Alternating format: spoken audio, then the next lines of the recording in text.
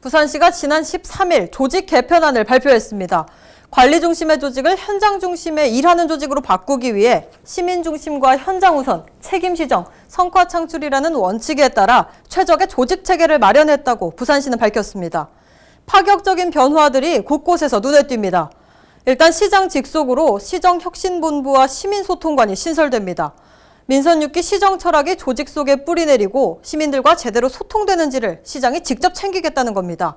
시정혁신본부는 시장의 공약과 주요 사업이 원활히 추진될 수 있도록 관리하면서 시정에 나아갈 방향을 잡아가는 조직이고, 시민소통관은 시민 참여와 온라인 소통을 통해 시민 중심의 행정 서비스를 하는 부서입니다.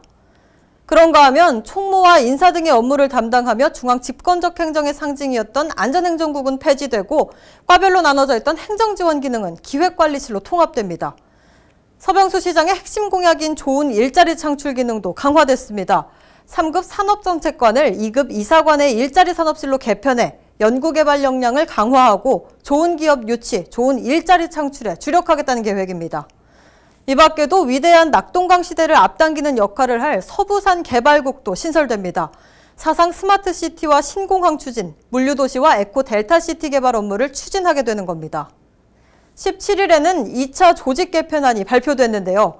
과거에 개로 불리던 담당 조직 322개 가운데 18개를 폐지하기로 했습니다. 직원 수가 두세 명인 소단위 조직, 그리고 비효율적인 담당 조직을 정리하겠다는 겁니다. 자, 이렇게 부산시 조직 개편에 큰 틀이 잡혔습니다. 하지만 일각에서는 대규모 개발 사업을 중심으로 한 일자리 창출에 집중한 나머지 중요한 환경 정책은 뒤로 밀려나는 것이 아니냐는 우려의 목소리도 나오고 있습니다. 계속해서 차선영 기자가 보도합니다. 관리 중심의 조직을 현장 중심의 일하는 조직으로 혁신한 부산시의 조직 개편안이 발표됐습니다.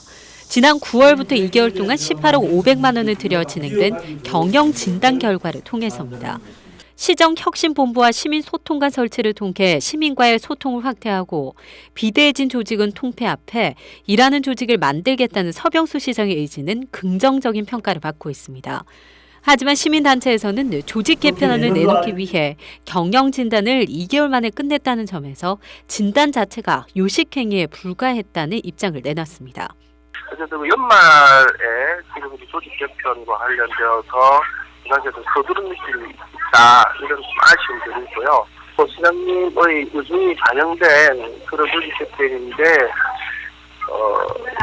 그걸로 얘기하면 어차피 의중이 반영된 조직 개편안에 대한 능력을 그렇게 많은 돈을 들여 단기간에 했어야 되나, 이런 생각이 좀. 특히 눈에 띄는 조직 개편안 중 하나인 서부산 개발국 신설에 대해 환경단체에서는 환경정책이 홀대받고 있다고 지적했습니다.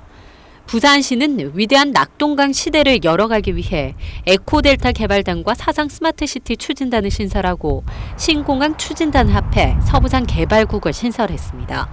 환경단체는 이 부분에 대해 에코델타시티 사업 등은 계속된 문제 제기가 있었음에도 불구하고 일자리 창출과 주민 생활 개선을 위한 정책이라는 명목 아래 개발에만 중점을 둔 조직 개편이라고 반발했습니다.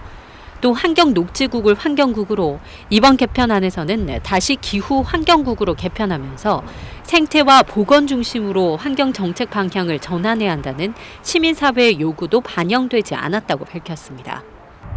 낙동강 시대를 열겠다고 했던 서병수 시장이 다시 과거의 개발 행정을 이번 조직 개편에서 서부산 개발국을 통해서 지속하지 않을까라는 우려가 크고요. 기후변화 대응을 환경 문제의 가장 우선순위에 두는 그런 조직 개편안을 들고 나왔고, 특히나 환경정책과가 지금 사라지게 되어 있습니다. 시민 환경단체에서는 이번 부산시의 조직 개편안이 이 반대 여론을 무시한 대규모 개발 사업이 이루어지지 않겠냐는 우려의 목소리를 내놓고 있습니다. 헬로티비 뉴스 차선영입니다.